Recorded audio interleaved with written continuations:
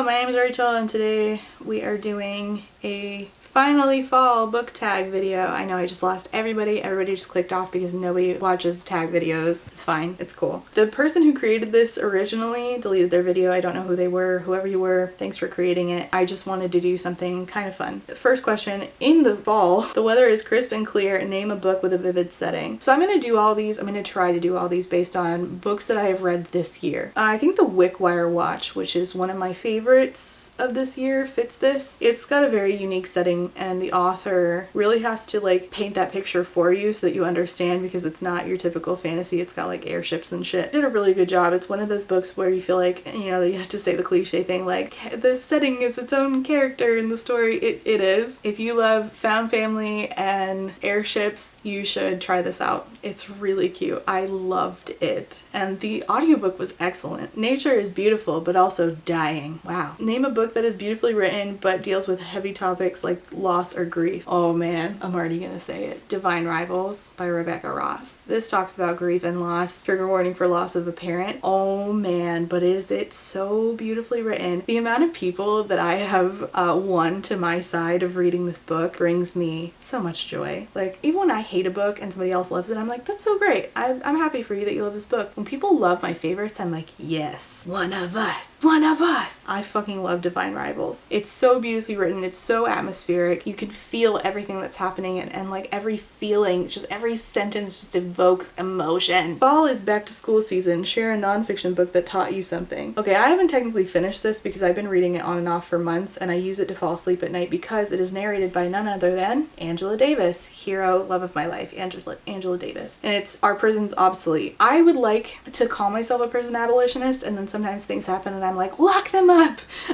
which I realize is like not a solution most of the time. This is a book that I'm learning quite a lot about prison situation, and she's touched on this before in Freedom is a Constant Struggle, but this really hones in on the topic of abolitionism, which she is a prison abolitionist, and I'm learning so much from it. When I do read it again, I just read it at night and then I listen and then eventually I fall asleep, so it's taken me a while because I'm only listening to like, you know, a few pages at a time. So Our Prison's Obsolete by Angela Davis. It's great. I've been learning quite a bit about prison abolitionism, and if you are a person who's interested in that topic, please let me know your favorite books about it down below. In order to keep warm, it's good to spend time with people we love. Name a fictional family, household, or friend group that you'd like to be a part of. Okay, so my answer for this is going to be kind of atypical, and also it's for a book that I beta read the original version for. I have not read the finished version. I do have a copy though. This is not the kind of book that I typically would talk about. And I didn't read the finished version. I beta read for this and I really enjoyed it, and the author was nice enough to send me some art and stickers. She's a really, really sweet author. It's A Song of Sin and Salvation by L.H. Blake, and wow, she is thicker than I remember her being. Holy shenanigans. Oh my god. Man, this is a weapon. So this is a book about Rebecca and James. Rebecca comes from a conservative Christian family like I came from, and it's like an 80s romance between two people who might look a little familiar to you, but it's a little different than that. They were just sort of the base idea. This guy is a guy who lost his mom, lives with his aunt, and he meets this girl and he's just like, I'm just trying to finish school and then I want to be in a band and I have dreams. And Rebecca comes from a conservative family like I grew up in. Now again, I have not read the finished version. I did beta read for the original and I enjoyed it quite a bit, and it did look like the author did in fact take the feedback I gave her, which I loved. I asked if she would be up to putting Bible verses in that went with the theme of the particular chapter, and she did add in them. I love when I have an effect. I love that. And I got thanked in the acknowledgement, and she said that I helped make the story more authentic, so I was really happy about that. Okay, anyways, I grew up like Rebecca. I did not grow up like James, and James's aunt, there was no, oh no, I'm not gonna cry. There was not really like a lot of safe adults in my life for a long time, but Rebecca had a safe adult through James's aunt, and I would have killed to have that. So anyway, now that I've talked about this and even, you know, barely answered the question. My answer is I would have loved to, if when I was growing up, have had a safe adult like James's aunt when I was in my Rebecca years. It's a cute 80s romance, but it also deals with the theme of growing up fundy. So if you're interested, I recommend it. Or at least I recommend the version I baited for it. Hopefully it's just as good. Colorful leaves are piling up on the ground. Show us a pile of fall-covered spines. How about I just show one that feels fall inspired? This, to me, both the inside and the outside feel very fall to me. It's fall. It's corn. The Wolf and the Woodsman by Ava Reed, and it feels like fall inside of this book. Fall is the perfect time for some storytelling by the fireside. Share a book where somebody is telling a story. I'm gonna give another atypical answer for this. How about I give you a recommendation for a novella that I became obsessed with because it's really creative and has migraine rep, and it's not technically that there's a story being told, it's that books within the books, the characters within the books that are present in this book. So let's say I'm alive, right? Let's say I was the main character of a book and the characters from Divine Rivals came alive next to me. That's sort of what happens here, where like characters within books within the story come alive. And it's In Shadow Dreams by S.J. Bernstein, where this character, she disappears but her body doesn't, and somebody else is taking over her body, and her best friend's like, you are not my best friend. What's going on with you? That's my atypical answer, but also this is just an excuse to get everybody to read In Shadow Dreams because I really loved it. I'm a sucker for migraine rep. The nights are getting darker. Share a dark, creepy read. Oh, you know what scared me? I haven't gotten a chance to talk about it yet either. Where is she go? Hold on. What? Hold on.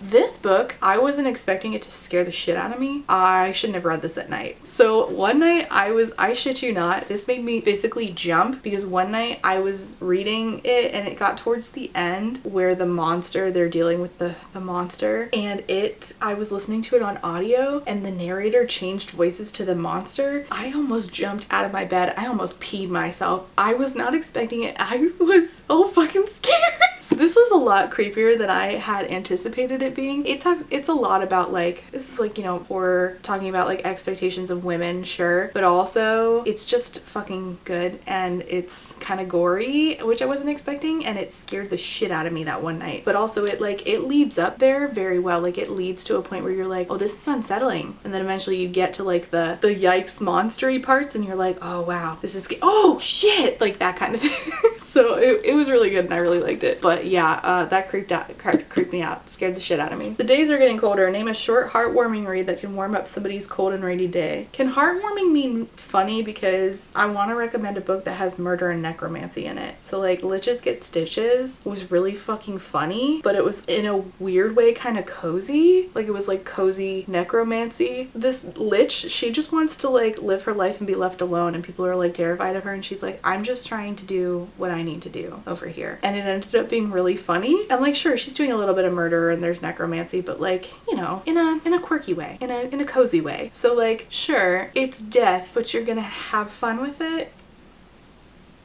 That's my answer. Fall returns every year. No shit. When will it return to Florida? I beg. Name an old favorite that you'd like to return to soon. Okay, I would like to return to Kingdom of Souls by Rita Barron. This book has stayed with me, but I have lived in fear of cracking open the second one, so I just sort of want to reread the first and then go into the second one. This was a favorite at the time that I read it, and it has really stayed with me, and that unsettling feeling I was having while reading it has stayed with me, and I love it for that. So I would really like to revisit this and be unsettled again, but then probably not go on to the next book because I'm scared that it's not going to hit the same. Fall is the perfect time for cozy reading nights. Share your favorite cozy reading accessories. I wish I had a cool answer for this, but my favorite thing to read in is my couch while being in a hoodie. Two of my favorite hoodies are, and I'll link them down below, are this Reading is Political hoodie, which benefits BookNet Fest, and then my other favorite is this Burn Down the Patriarchy hoodie, which I got from A Werewolf, which is a queer-owned and operated small business. And if you want a reviews